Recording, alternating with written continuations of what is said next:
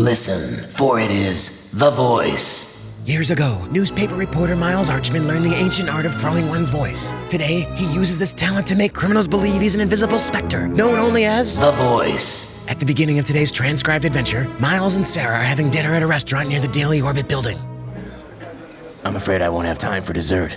Word on the street has it that Rocco Gambrelli is going to rob a jewelry store at 9. Miles, I don't want you to go. Are you referring to me, ace newspaper reporter Miles Archman? Because I won't be going. The voice will.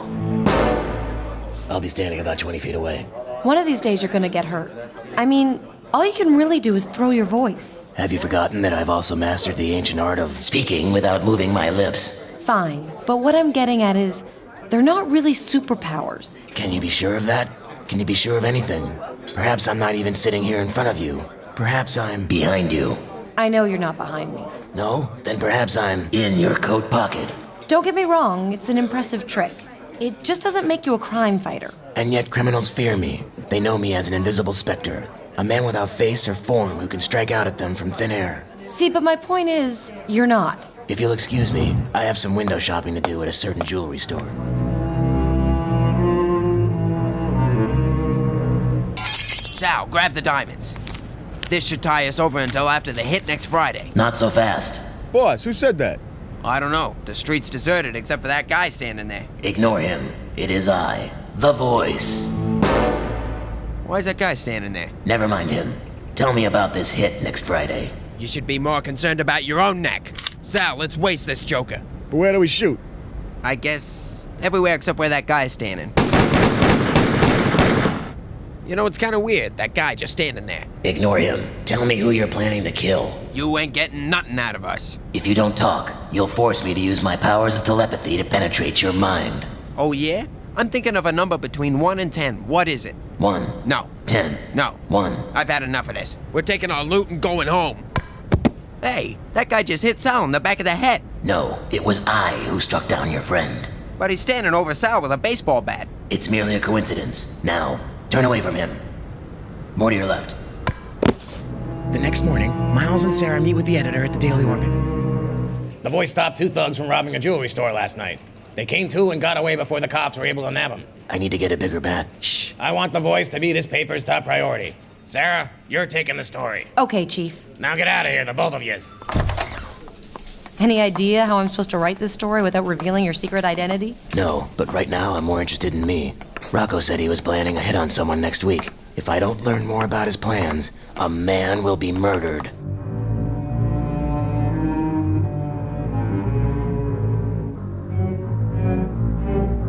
Our only hope is to dig through the newspaper archives and try to figure out who his enemies are. Here's a story from 3 years ago when Rocco pulled that bank robbery. After being found guilty, he was quoted as saying, "The police commissioner is responsible for this. I'm going to kill him." Wait, here's a story from last year.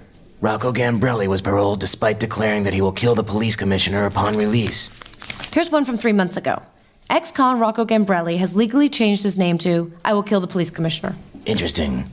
Hey, hand me the phone book. I have an idea. Yes, as I expected, there's only one "I will kill the police commissioner" listed in the greater metropolitan area. Tonight I'll pay him a visit as the voice, and with any luck, I'll uncover his murderous scheme.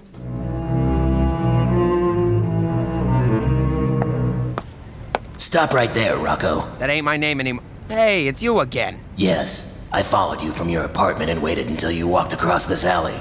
I thought that might give us some privacy away from your goons. Pretty sloppy listing your address in the phone book. If you're supposed to know everything, why do you gotta look me up in a phone book? I like the way the information is organized, and there are colorful pictures on the cover, and... You know, I've been thinking about last night. I bet you were that guy standing in the street, the one with the bat.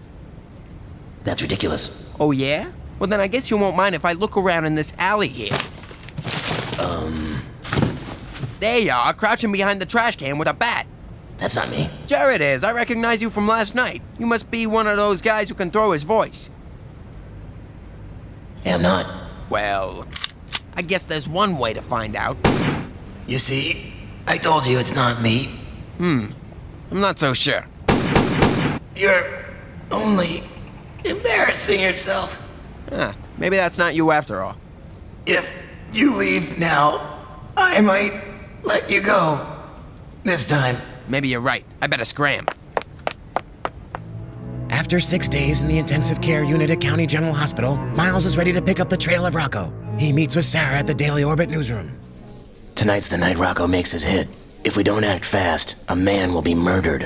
While you were recovering, I kept asking myself, why would Rocco have his name legally changed to I will kill the police commissioner? I did some research into his family tree and found no one else with that name.